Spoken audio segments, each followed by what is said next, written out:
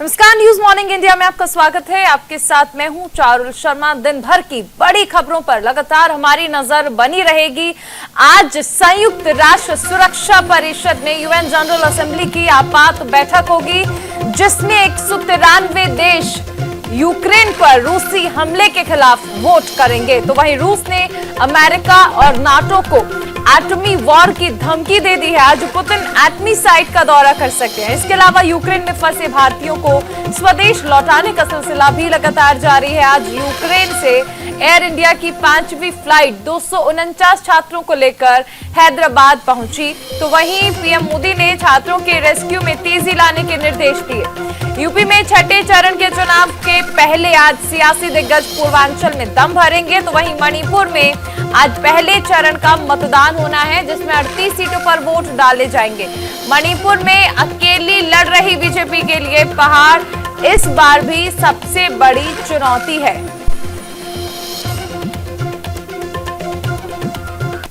सीधा रुख करेंगे इस वक्त की बड़ी खबर का। यूएनएससी की यूएनजीए मीटिंग बुलाने को मंजूरी मिल गई है। रूस यूक्रेन पर आज यूएन महासभा की मीटिंग है। यूएनजीए मीटिंग में कुल 193 देश शामिल होने वाले हैं। यूक्रेन पर रूस के हमले के खिलाफ इसमें वोट किया जाएगा। यूनाइटेड नेशन जनरल असेंबली की मीटिंग होने वाली है।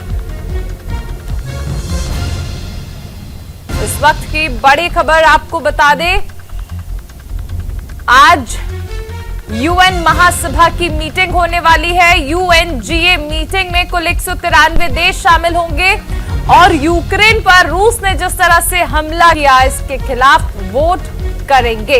यूनाइटेड नेशन जनरल असेंबली में मीटिंग होने वाली है।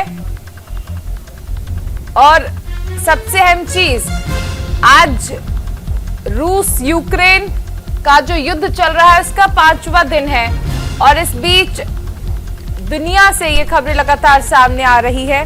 यूक्रेन पर जिस तरह से हमला किया गया है रूस पर, उसके खिलाफ ये वोटिंग होनी है। इस बीच एक और बड़ी खबर, रूस के खिलाफ वोटिंग में शामिल नहीं हुआ भारत, चीन और यूएई वोटिंग से रहे बाहर। बैठक बुलाने के पक्ष में 11 देश, विरोध में 1 वोट पड़ा।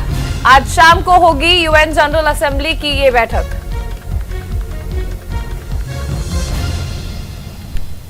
तो भारत ने पिछली बार भी इस बैठक से दूरी बनाई थी जब निंदा प्रस्ताव लाया गया था रूस के खिलाफ। भारत, चीन और यूएई उस वक्त भी आंकड़े अमूमन सेम ही नजर आए थे। तब भी 11 देशों ने सहमति जताई थी। रूस ने नाटो का इस्तेमाल किया था और चीन, यूएई और भारत, ये 3 वो देश थे जिन्होंने इससे दूरी बनाई थी। वहीं रूस यूक्रेन विवाद से जुड़ी एक और बड़ी खबर बता दें, रूस की इंटरनेशनल स्पेस स्टेशन गिराने की धमकी। 500 टन का स्पेस स्टेशन यूरोप पर गिराने की धमकी दी गई है। अमेरिका और रूस मिलकर चलाते हैं इंटरनेशनल स्पेस स्टेशन। तो इस वक्त की एक और बड़ी खबर, अमेरिका और रूस मिलकर जो इंटरनेशनल स्पेस स्टेशन चलाते हैं उसे गिराने की धमकी दी गई है। रूस ने यह धमकी दी है, 500 टन का स्पेस स्टेशन यूरोप पर गिराने की धमकी दी है। अमेरिका और रूस मिलकर इस इंटरनेशनल स्पेस स्टेशन को चलाते हैं। ऐसे में रूस की इंटरनेशनल स्पेस स्टेशन गिराने की यह धमकी भी सामने आई है।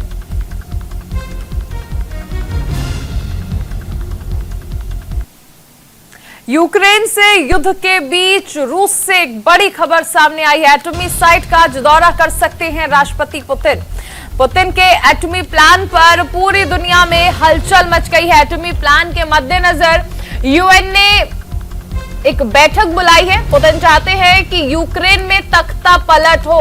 रिपोर्ट्स के मुताबिक ये खबर सामने आ रही है कि दरअसल पुतिन ये चाहते हैं कि यूक्रेन में तख्ता पलट हो जाए और वहां पर जो कमान है उसे सेना संभाल ले, और सेना अगर मोर्चा संभाल लेती है तो पुतिन इस युद्ध को भी खत्म करने को तैयार है। मीडिया रिपोर्ट्स ये दावा कर रही है कि पुतिन दरअसल ये चाहते हैं कि वहां पर यानी यूक्रेन में तख्ता पलट हो जाए और इसीलिए ये अटैक्स जो है वो और ज्यादा वॉलेंट नजर आ रहे हैं। पुतिन यूक्रेन में तख्ता पलट करना चाहते हैं और इसका जिक्र पहले भी पुतिन ने किया था।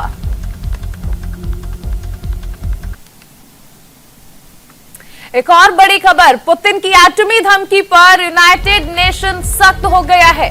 पुतिन ने परमाणु युद्ध की तैयारी शुरू कर दी है। यूएन ने बातें कही, न्यूक्लियर वॉर की धमकी देना शर्मनाक है। संयुक्त राष्ट्र सुरक्षा परिषद में अमेरिका का यह बयान आया, परमाणु हथियारों पर बयानबाजी ना करे रूस। रूस ने यूएन चार्टर का उल्लंघन किया है। रूस जवाबदेही को वीटो से नहीं रोक सकता है। इस वक्त की एक और बड़ी खबर, क्योंकि खबरें सामने आ रही है कि रूस ने अपनी सेना को न्यूक्लियर वॉर के लिए भी तैयार रहने के लिए कह दिया है। इस बीच यूएन का बयान सामने आया है कि रूस जिस तरह नाटो का इस्तेमाल कर रहा है, उसके जरिए वो दरअसल यूएन को जवाब देने से बच नहीं सकता है और ये बेहद शर्मनाक है। इस बीच एक और बड़ी खबर आ रही है, रूसी सरकारी मीडिया के हवाले से ये बड़ी खबर है। नाटो की धमकियों के बाद आर पार के मूड में नजर आ रहे हैं राष्ट्रपति पुतिन। पुतिन ने रूसी रक्षा मंत्री और आर्मी चीफ को ऑर्डर्स दिए हैं। पुतिन ने न्यूक्लियर फोर्स को मैदान में उतार दिया है। इस वक्त की एक और बड़ी खबर आपको बता दें, यूक्रेन ने दरअसल जिस तरह से केमिकल वेपन्स का इस्तेमाल किया है, ये बात कहीं ना कहीं रूस के प्लान के हिसाब से नहीं रही, जिसके बाद अब रूस ने ये साफ कर दिया है कि जरूरत पड़ने पर न्यूक्लियर वेपन्स का इस्तेमाल किया जाएगा। नाटो की धमकियों के बाद अब आर पार के मूड में नजर आ रहे हैं रूसी राष्ट्रपति पुतिन। अमेरिका समेत तमाम नाटो देश जिस तरह से इस चीज का विरोध कर रहे हैं, यूक्रेन पर हमले का विरोध कर रहे हैं, ऐसे में रूसी सरकारी मीडिया के हवाले से बड़ी खबर आई। नाटो की धमकी के बाद आर पार के मूड में है पुतिन।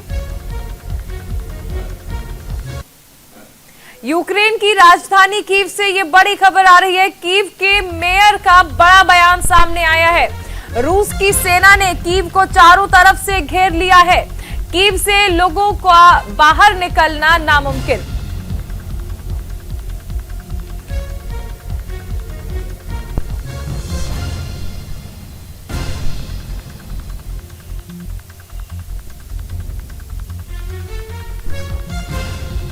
सेना ने आने जाने के रास्ते बंद कर दिए हैं। कीव के मेयर ने ये बड़ी बात बोली है।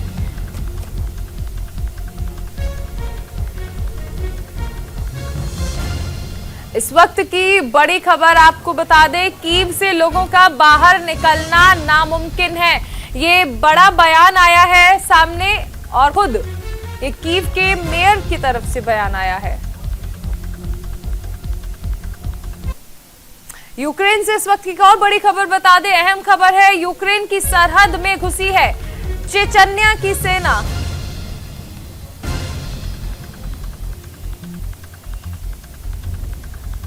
रूस की तरफ से लड़ रहे हैं चेचन्या के लड़ाके।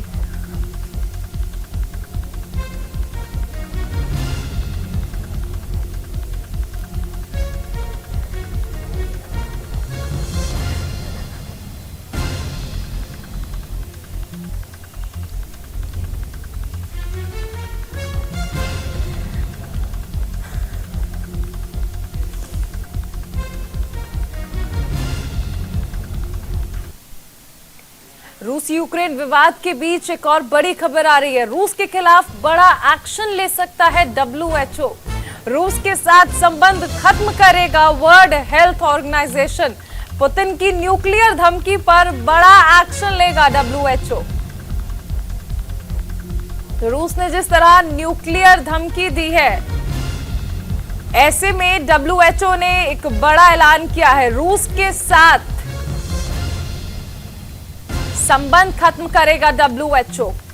वर्ल्ड हेल्थ ऑर्गेनाइजेशन ने निंदा की है इस बयान की, और ऐसे में ये बड़ी बात डब्ल्यूएचओ की ओर से।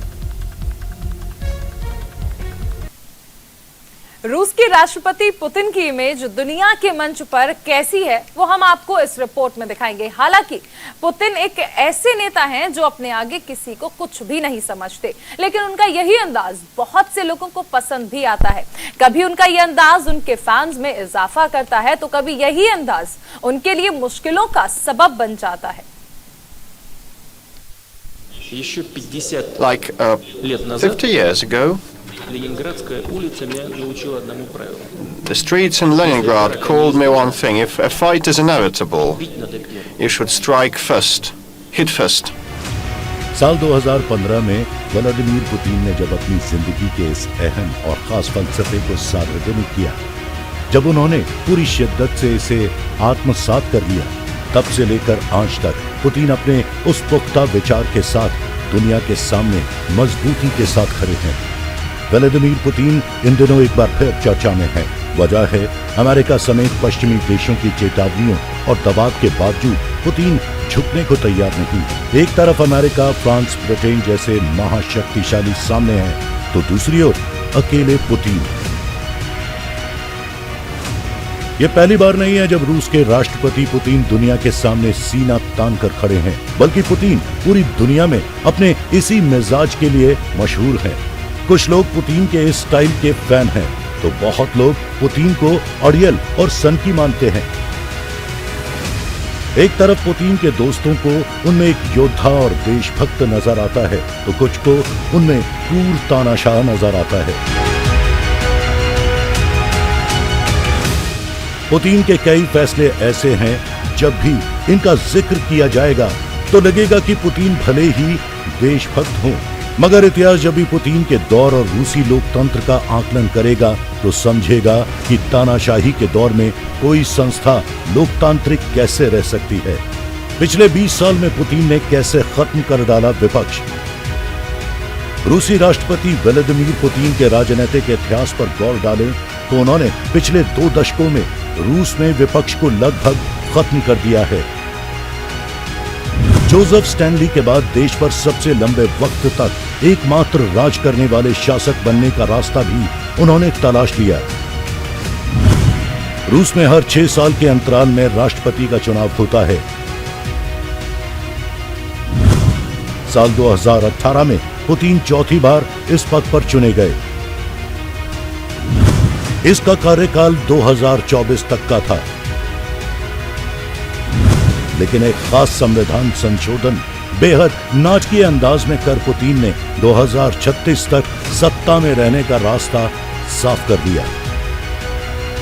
मौजूदा हालात बता रहे हैं कि आने वाले समय में पुतिन जोसेफ स्टैनली से भी ज्यादा लंबे समय तक सत्ता में रहने वाले नेता बन जाएंगे। साल 2015 में पुतिन के कट्टर विरोधी और रूस के पूर्व उप प्रधानमंत्री बोरिस नमत्सोव की भी मॉस्को में गोली मारकर हत्या कर दी गई थी।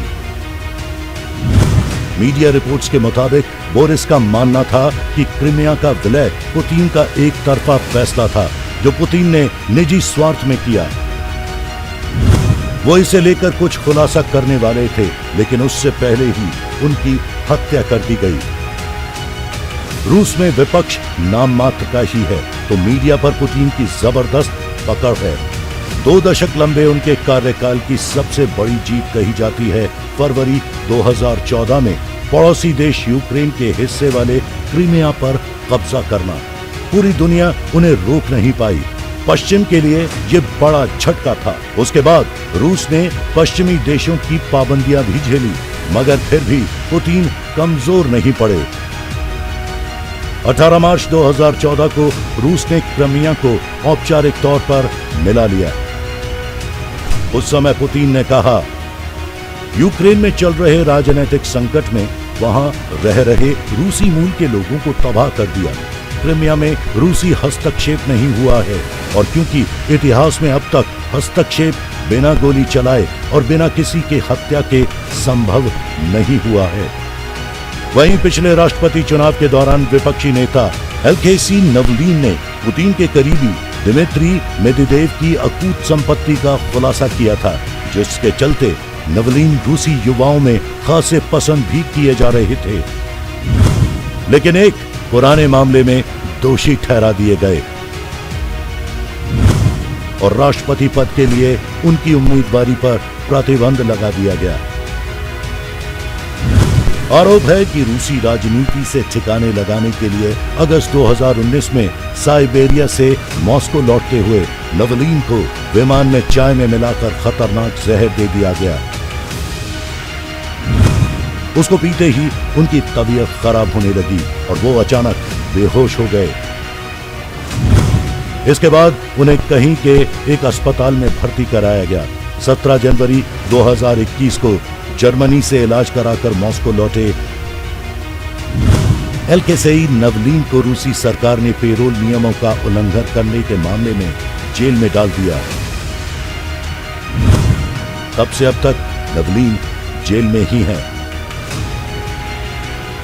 रूस के राष्ट्रपति व्लादिमीर पुतिन के यूक्रेन पर हमले के फैसले की दुनिया भर में निंदा हो रही है। America, Germany, Australia, Hungary, France, Japan, Switzerland में लोग रूसी हमले के खिलाफ प्रोटेस्ट कर रहे हैं। वहीं पुतिन के खिलाफ उनके अपने देश में भी लोग प्रदर्शन कर रहे हैं। रूस की बड़ी हस्तियां और मीडिया का कहना है कि इस युद्ध की शुरुआत कर रूस ने खुद को दुनिया से अलग थलग कर लिया, मगर पुतिन अपने चिरपरिचित अंदाज में शक्ति प्रदर्शन किए जा रहे हैं। Bureau report, news India.